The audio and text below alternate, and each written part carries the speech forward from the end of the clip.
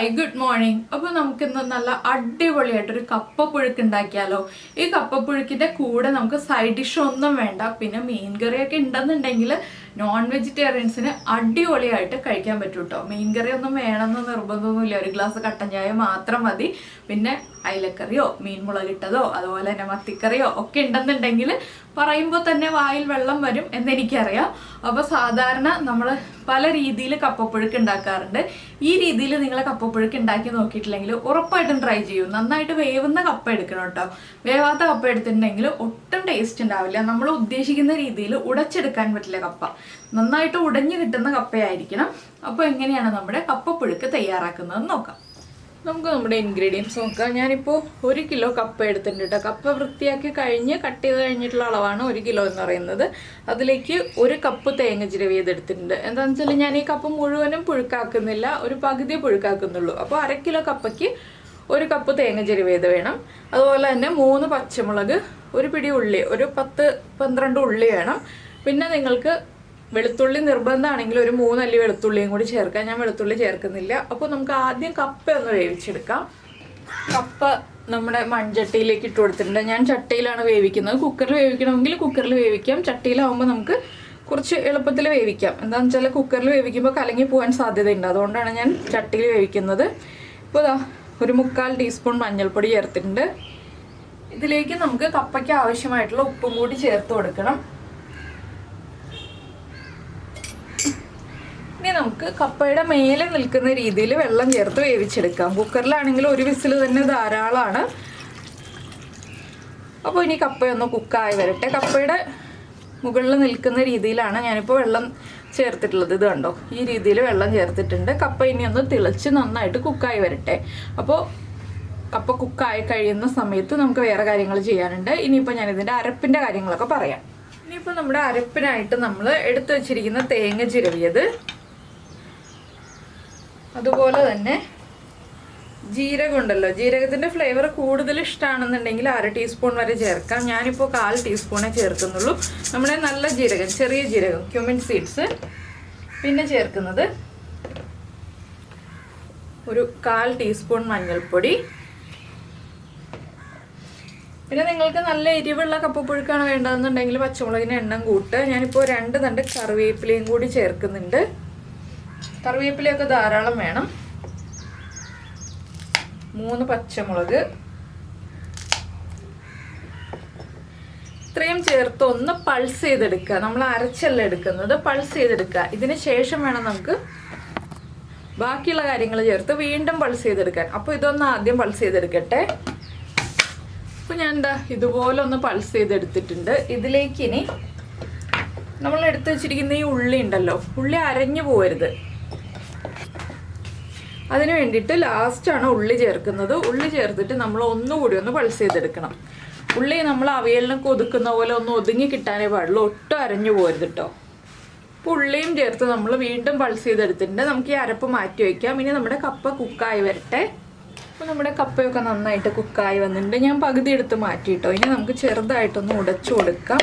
ഉടച്ചു കൊടുക്കുന്നതിൻ്റെ കൂടെ തന്നെ നമ്മൾ ചെയ്യുന്നത് എന്താണെന്ന് വെച്ചാൽ നമ്മുടെ അരപ്പുണ്ടല്ലോ, അരപ്പും കൂടി ചേർത്ത് കൊടുക്കാം. അപ്പോൾ നന്നായിട്ട് വേവുന്ന കപ്പയാവണം എന്ന് പറഞ്ഞത് ഇതുകൊണ്ടാണ്. അപ്പോൾ കപ്പയിലുണ്ടായിരുന്ന വെള്ളം ഞാൻ ഊറ്റി മാറ്റിയിട്ടോ. അപ്പോൾ ഇനി ഇത്തിരി ഉപ്പ് കുറവുണ്ടാവും. നമുക്ക് അരപ്പും കൂടി ചേർത്തിട്ട് ഉപ്പ് ചെക്ക് ചെയ്യാം. അപ്പോൾ ഇതുപോലെ ചെറിയ പീസുകളായിട്ട് കപ്പ കട്ട് ചെയ്യുകയാണെങ്കിൽ നമുക്ക് വേഗം കുക്കായി കിട്ടും. കുക്കറിൽ വേവിച്ചെടുക്കാതെ വേഗം തന്നെ കപ്പ ചട്ടിയിൽ കുക്കായി കിട്ടുകയും ചെയ്യും. ചട്ടിയിൽ കുക്ക് ചെയ്തെടുക്കുന്ന കപ്പയ്ക്ക് ഒരു പ്രത്യേക ടേസ്റ്റാണ്. അപ്പോൾ ഈ കപ്പപ്പുഴുക്ക് നമുക്ക് 2 രീതിയിൽ ചെയ്യാം കേട്ടോ. ഇതിൽ നമുക്ക് വെറുതെ പച്ചവെളിച്ചെണ്ണ മാത്രം ഒഴിച്ചിട്ട് കഴിക്കാവുന്നതാണ്. ഇല്ലാന്നുണ്ടെങ്കിൽ വറവിട്ടിട്ടും കഴിക്കാവുന്നതാണ്. ഞാനിപ്പോൾ വറവിട്ടിട്ടാണ് എടുക്കുന്നത്. ഇതുപോലെ മരത്തിൻ്റെ ഒരു സ്പാറ്റിൽ ഉപയോഗിച്ചിട്ട് നന്നായിട്ടൊന്ന് മിക്സ് ചെയ്തെടുക്കുക. നന്നായിട്ട് വേവുന്ന കപ്പയാണെങ്കിൽ നമുക്കിതുപോലെ കുഴച്ച് മിക്സ് ചെയ്തെടുക്കാൻ പറ്റുള്ളൂ. കപ്പയുടെ കഷ്ണങ്ങൾ ഇടയ്ക്ക് കടിക്കാൻ കിട്ടുന്ന രീതിയിൽ ഒന്ന് ഉടച്ചെടുക്കുക. ചട്ടിയാണ് പൊട്ടിപ്പോരുത്, അത് പ്രത്യേകം ശ്രദ്ധിക്കുക. ഇതുപോലെ ഒന്ന് ഉടച്ചു കൊടുക്കുക. ഇനി നമുക്ക് കുറച്ച് പച്ച വെളിച്ചെണ്ണ ഒഴിച്ചു കൊടുക്കണം. നമ്മൾ വറവിടുന്നുണ്ടെങ്കിലും പച്ച വെളിച്ചെണ്ണ ഒഴിച്ചു കൊടുക്കണം. ആ ടേസ്റ്റ് കൂടാനാണ് നമ്മൾ 2 കാര്യങ്ങളും ചെയ്യുന്നത്. ഒരു 2 ടീസ്പൂൺ പച്ച വെളിച്ചെണ്ണയൊക്കെ ഒഴിച്ചു കൊടുത്താൽ മതി. അതിനുശേഷം വീണ്ടും ഒന്ന് ഉടച്ചു കൊടുക്കുക കേട്ടോ. ഞാൻ ഫ്ലെയിം ഓഫ് ചെയ്ത് വെച്ചിട്ടാണ് ഈ കാര്യങ്ങളൊക്കെ ചെയ്യുന്നത്. ഫ്ലെയിം നമ്മൾ കപ്പ വെള്ളത്തിൽ നിന്ന് ഊറ്റി മാറ്റിയതിന് ശേഷം ഫ്ലെയിം ഓൺ ചെയ്യേണ്ട ആവശ്യമില്ല. പിന്നെ ആ ഉള്ളിയിലേക്കൊക്കെ നന്നായിട്ട് ആ വെളിച്ചെണ്ണയൊക്കെ പിടിച്ചു വരുന്ന രീതിയിൽ നന്നായിട്ട് ഇങ്ങനെ ഒന്ന് ഉടച്ചെടുക്കുക. അപ്പോൾ നിങ്ങൾ ഈ രീതിയിൽ കപ്പപ്പുഴുക്ക് ഉണ്ടാക്കി നോക്കിയിട്ടില്ലെങ്കിൽ ഉറപ്പായിട്ടും ട്രൈ ചെയ്യും. നല്ലൊരു കോമ്പിനേഷനാണിത് മീൻ കറിയുടെ കൂടെയും അതുപോലെ തന്നെ നല്ല ചൂട് കട്ടൻ ചായയുടെ കൂടെയൊക്കെ. അപ്പോൾ ഞാനിന്നിപ്പോൾ പ്രസൻറ്റ് ചെയ്യാൻ പോകുന്നത് മീൻ കറിയുടെ കൂടെയാണ്. നിങ്ങൾക്ക് ചൂട് ചായയുടെ കൂടെയും പ്രസൻറ്റ് ചെയ്യാം, മീൻ കറിയുടെ കൂടെയും പ്രസൻറ്റ് ചെയ്യാം. അത് നിങ്ങളുടെ ചോയ്സാണ്. ഇപ്പോൾ കണ്ടോ കപ്പ നന്നായിട്ട് കുഴഞ്ഞ് വന്നിട്ടുണ്ട്. ഇത് നിങ്ങൾക്ക് വേണമെന്നുണ്ടെങ്കിൽ മാത്രം നമ്മുടെ വറവിട്ടെടുക്കാം, ഇല്ലെങ്കിൽ ഇതുപോലെ തന്നെ സെർവ് ചെയ്യാം. ഇനി ഉപ്പൊന്ന് ചെക്ക് ചെയ്യുക, ഉപ്പ് കുറവാണെങ്കിൽ ഉപ്പ് ആഡ് ചെയ്ത് കൊടുക്കുക.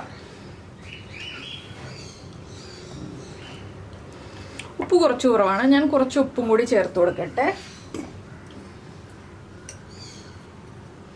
എരിവൊക്കെ ആവശ്യത്തിനുണ്ട്. ആ പച്ചമുളകിൻ്റെ എരിവൊക്കെ നന്നായിട്ടുണ്ട്.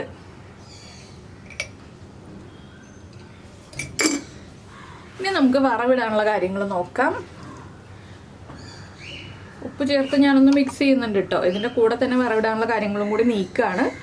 അപ്പോൾ നമ്മുടെ പാനിൽ വെളിച്ചെണ്ണ ചൂടായിട്ടുണ്ട്. വെളിച്ചെണ്ണയിലേക്ക് കടുക് ചേർത്ത് കൊടുക്കാം. 1 ടീസ്പൂൺ കടുക് ചേർക്കാം കേട്ടോ. എന്താണെന്ന് വെച്ചാൽ കപ്പയിൽ കടുക് കൂടുതൽ ചേർക്കുമ്പോഴാണ് കാണാനൊരു ഭംഗി ഉണ്ടാവുക. ആ മഞ്ഞ കളറിലൊരു ബ്ലാക്ക് കളറൊക്കെ വരുമ്പോൾ കൂടുതൽ അട്രാക്ഷൻ ഉണ്ടാവും. കടുകൊന്ന് പൊട്ടി തുടങ്ങുമ്പോൾ നമുക്കൊരു 3 വറ്റൽമുളക് ചേർക്കാം.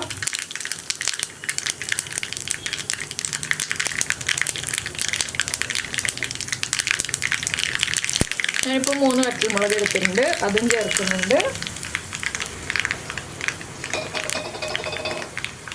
2 തണ്ട് കറിവേപ്പിലയും ചേർക്കുന്നുണ്ട്. ഇനി ഇതെല്ലാം കൂടി നമുക്ക് നമ്മുടെ കപ്പയിലേക്ക് ചേർത്ത് കൊടുക്കാം.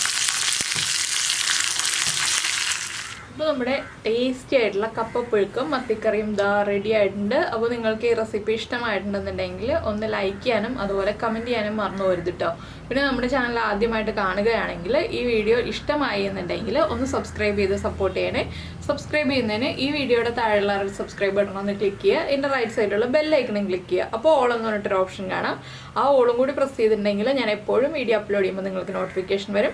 അപ്പോൾ കപ്പ കിട്ടുകയാണെങ്കിൽ ഉറപ്പായിട്ടും ട്രൈ ചെയ്ത് നോക്കുമല്ലോ. ഇങ്ങനെ റെസിപ്പി വളരെ ഈസി അല്ലേ? ഏറ്റവും ഈസി ആയിട്ട് ഉണ്ടാക്കാൻ പറ്റുന്ന റെസിപ്പിയാണ്. അധികം ഇൻഗ്രീഡിയൻസും വേണ്ട, അധികം സമയവും വേണ്ട. കപ്പയുടെ കൂടെ നിന്ന് നമ്മൾ വേവിക്കേണ്ട ആവശ്യമൊന്നുമില്ല. കപ്പ വേവിക്കാൻ വെച്ചിട്ട് നമുക്ക് വേറെ ജോലികൾ ചെയ്യാം. അതിനുശേഷം കപ്പ വെന്ത് കഴിയുമ്പോൾ നമുക്ക് ഇതുപോലെ ഒന്ന് മിക്സ് ചെയ്തെടുക്കുക എന്നുള്ള പരിപാടി മാത്രമേ ഉള്ളൂ. അപ്പോൾ മീൻ കറിയോ ചിക്കൻ കറിയോ നിങ്ങൾക്ക് ഇഷ്ടമുള്ള കറികൾ കൂട്ടി അല്ലെങ്കിൽ വെറുതെ ചായയുടെ കൂടെ കൂട്ടി കഴിച്ചിട്ട് അഭിപ്രായങ്ങളൊക്കെ പറയാം. നമുക്ക് നമ്മുടെ അടുത്ത റെസിപ്പിയുമായിട്ട് അടുത്ത ദിവസം വീണ്ടും കാണാം.